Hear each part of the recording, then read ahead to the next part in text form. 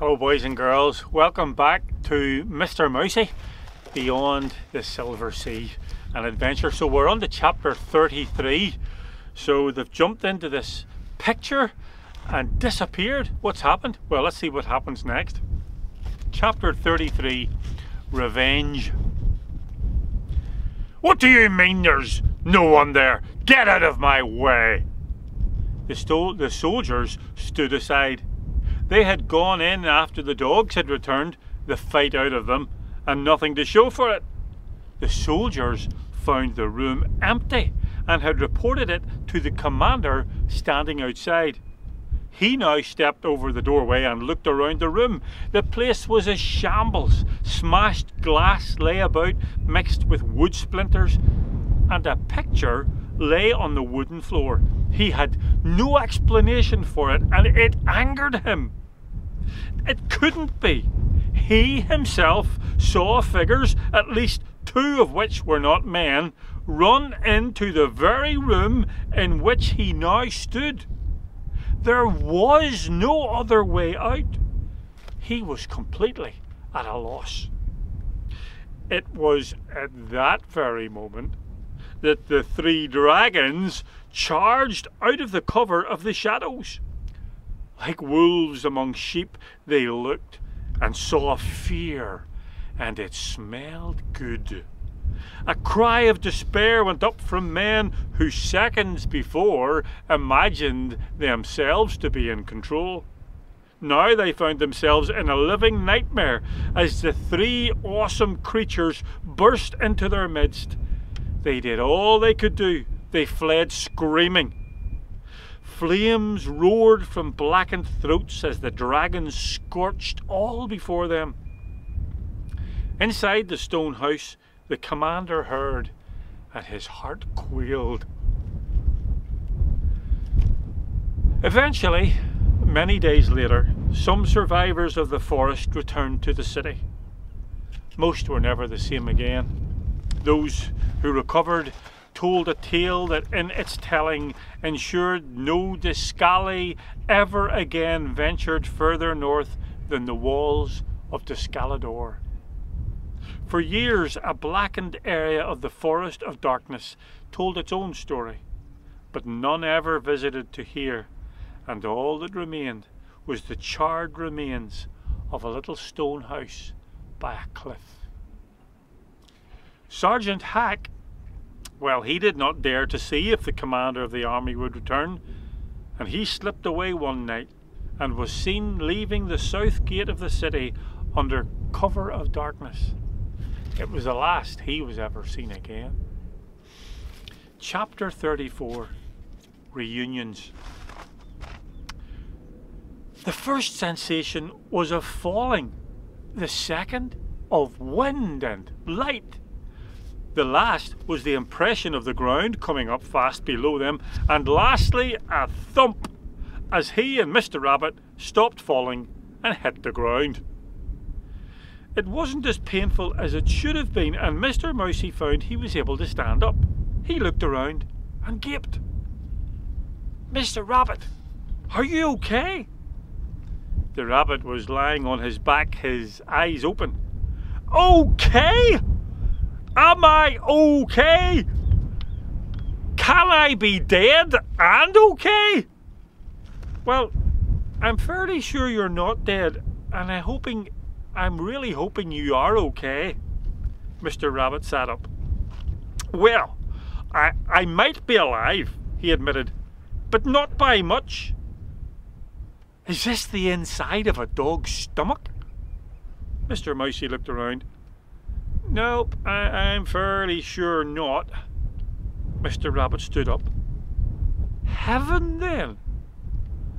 Before he got an answer, he heard a happy laugh, and next minute he saw Mr Mousey being hugged by the princess. Then she turned and, coming over, hugged Mr Rabbit too. "Yep," agreed the rabbit within himself. "It is heaven." "Oh, you three are so wonderful," she cried, looking around at the three creatures. "You are all heroes. How can I ever repay you?" Mr Rabbit was quick to speak. Remember we were talking about rabbit kissing? Mr. Rabbit, cried the mouse, but it didn't matter. The princess stooped and with a happy smile kissed the rabbit fondly on his cheek. Mr. Rabbit's toes curled and everything they had been through suddenly became worthwhile. Mr. Mousey laughed and shook his head. Nogger was standing behind the princess and he was grinning a grin that would have fitted a whole banana in sideways. "Where are we?" asked Mr. Mousey after a few moments of more hugging and backslapping on the part of the animals. "This is Benestamar, an island of my father's. We would come here every year for our family holidays." A brief shadow crossed her face before she brightened again. "It is a beautiful place and it is safe." At this she clapped her hands together and laughed again. She had lost her careworn appearance and light shone from her sparkling eyes. They were on high ground and appeared to be about a mile from the sea, which glittered in the distance. The view was of more than simply sea, however, for below them, in a sheltered bay, lay several ships, sheets furled and at anchor. "The fleet!" cried the princess. "Is that good or is that bad?" asked the rabbit. "That's the best news I've heard in a long time," said Nogger. "How many ships and what flags are they flying, boys?" "About 6, replied Mr. Mousey, studying the scene. "Yes, 6. "Flying my father's flag," added the princess. "My father's fleet, or what is left of it." As they followed the path down to the bay, the late afternoon sun was kind and bathed them in its warm yellow light. As they walked, full of joy to be away from the death that had so recently been staring them in the face, Jilana talked about the picture. "And so," she continued, "my father had a number of magic pictures, real pictures, because they were not just paintings but gateways to real places." "And you would travel throughout the kingdom by just dropping out of the sky?" asked Mr. Mousey. "Not often," replied Jilana. "Mother never liked it, said it messed up her hair, but every year we would come to Benestamar by real picture and go home by ship. I loved it. After Mother died, Father took down the paintings and I never really thought about where they had gone to. How they ever came to that little stone house is a mystery to me." "One of many mysteries," added Mr. Mousey thoughtfully. Look, here's someone coming up the path." Nogger recognised him first, though not by sight. "Pignose!" he exclaimed, sniffing the air. "Old Nogger'd know that smell anywhere. It's me, Nogger, me old shipmate." The little gopher trotted up, a disbelieving wide look on his face. "I don't believe it. It can't be. Nogger, we thought you was as dead as a dead thing, but you look like you not be dead." "Old Pignose, hold me mate, wait till I tells 'ee the things what I have seen and the things what I have been doing. Why—" He paused. "How do 'ee come to be alive, now, come to think of it? And where are the rest of the lads?" On the way down the path, Pignose and Nogger were pressed head to head, sharing some of their stories. The sounds of incredulous voices coming out with such things as, "He's pulling my leg, it can't be true," and "a dragon, a real fire-breathing one," carried all the way down to the beach from the reunited friends. A rowing boat lay on the sandy beach, and lying dozing in the sun was a grubby little squirrel. "Digger, look what I found, you big bushy-tailed balloon." Well, Digger was supposed to be on guard while Pignose had gone to collect some fruit. After leaping up and claiming he was just checking the sand to see if it was sandy enough, though for what he didn't say, he looked shocked when he saw Pignose's companions. Princess Jilana, then Nogger, followed by Mr. Mousey and Mr. Rabbit. He was a very surprised squirrel. On board the Redoubtable, there were a lot of shocked and happy faces. The princess was treated, well, like a princess, and quickly given a cabin of her own, where after greetings and oaths of honour, bows and much kneeling on behalf of the sailors, she retired to tidy up before dinner, which the cook immediately set about nervously preparing. The rat captain stood with the mouse and the rabbit before him and shook his head slowly in admiring pride. Though I'd been told afore not to judge a book by its cover, I can still hardly believe it. He placed his hands on Mr. Mousey's shoulders and looked as with new eyes at the character before him. Truly, the woods must be a place apart if lads like ye two live there. All that was hoped for has come true, and no mistake. Ye two was the answer, just as he had said, right enough. He? Asked Mr. Rabbit. Who's he? Oh, time enough for that, Rabbity boy-o, he said, taking his hands down. What about a bit of grub then? You know, said Mr. Rabbit, I do think I could manage something. And so he did. And though just saying he managed is understating it a little bit. That night a banquet was held. Since the princess had decided to spend the night on board the Redoubtable, the captains and officers of the other 5 were invited to come and join the meal. The rat captain had a special place prepared at the top of the table, and Princess Jilana was seated there. Either side were Mr. Mousey and Mr. Rabbit, and next Nogger. The captains of the other ships were seated at the other places of honour, with their first officers next. The Redoutable's crew were seated in the remaining places, all feeling very proud that the princess had chosen their ship to spend the night. The banquet began without speech or introduction, the captain declaring that some things can wait, others are best begun as soon as possible. Mr. Rabbit stood and clapped very loud and long at this, a very noticeable act, since the others were only quietly nodding agreement. Mr. Mousey was seated with the princess on one side and the rat captain on the other. At one point, when Mr. Rabbit had got the attention of the princess and was telling her about the magic carpet and his single-handed attack on about 100 wolves, the mouse turned to the captain. So, you're not all actually pirates then? Well, depends on your point of view, I suppose, he explained. See, I was first mate on the Redoubtable with Captain Andre de Vere, but when he was lost after the princess, I had to take command. Seemed to me the best way to keep at them scally fiends was to assume the place of pirates and attack them when we could.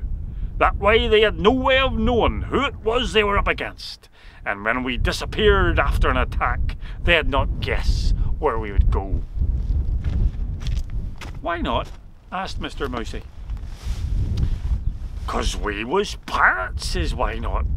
If we had still been flying the lion and crossed swords, why they'd have chased us into the islands and slaughtered our folks. As the conversation went on, Mr. Mousey began to understand that after the army of Descalador had attacked the Dales, that was the king's homeland, and carried off the princess, the people had run away, many of whom lived in hiding in the small islands, which were also a part of the kingdom. From these secret bases, the pirates had made sure the Descali ships never felt totally comfortable at sea. course, we was never a match for their army, but the Discali were never a great ship-loving folk, and we made sure they didn't get to be. The captain went on to explain that after the trickery of Prince Palach and his defeat, they had seen no more Discaladorian shipping at all. Once they had killed the king and taken the princess, I think they had done all they had set out to do. The why they attacked us in the first place is beyond me. We was a quiet people under a good king and never bothered anyone, said the rat. Reason enough for people with wicked hearts, I think, said Mr. Mousey, remembering the horror of the attack on the stone house. Well, there were a great many things to discuss, and one night would never have been enough, so the captain stood and made an announcement. Speeches can be one of two things, he declared after clearing his throat. Boring or just boring. Everyone clapped. So we've all had nice chats and heard things as what we'd never have believed if we didn't have the proof here before us. Here he swept his hand in the direction of the princess. Everyone cheered again. To have our precious princess back again is like a dream come true. A dream made possible by our honoured guests, Mr. Mousey and Mr. Rabbit. The cheering that burst forth at this was almost deafening and had to be stopped eventually by the captain holding up his hands for order. Much has happened, and there's much as yet we do not know, but enough now to hold in our hearts a hope for our people, the return to the Dales, and perhaps a home at last under the rule of Princess Jilana. At this the cheering took off again, and only began to cease when at last Jilana herself stood. She looked a little tired, but light danced in her eyes. My dear, dear friends, she began. Immediately the room became totally silent as everyone strained to listen to her words. Many had never actually seen the princess in the flesh before, and here they were being addressed by her. No one wanted to miss a single syllable. We have all suffered. We have all known loneliness and sadness in this last year. Your homes have been burned, your families scattered, and you have all suffered hunger and poverty. Yet true and loyal have you, all of you, been to the standard of the lion and of the swords. Many heads bowed and nodded in sober reflection at these words.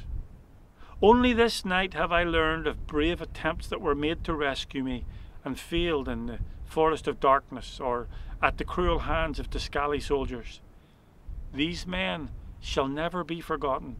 There was a murmur of agreement. But I owe my life to three in particular.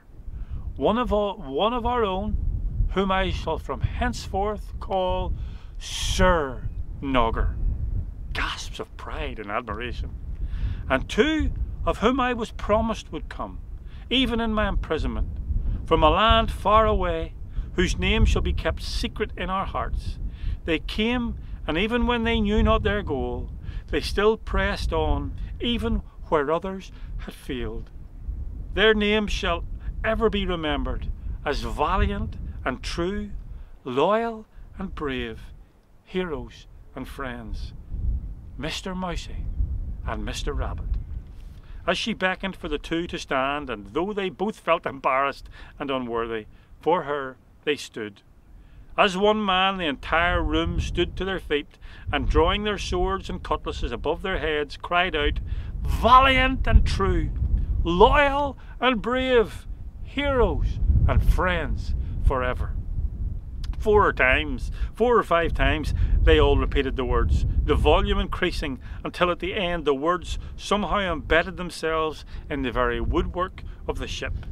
Years later it was said that if you were to press your ear against the oak timbers of the Redoubtable on a calm, still night, the faint chorus could be heard like a happy murmur from the soul of the ship. The ship became to be known as the Talking Ship, and in time the princess herself renamed her the Mouse and the Rabbit. But that is another story.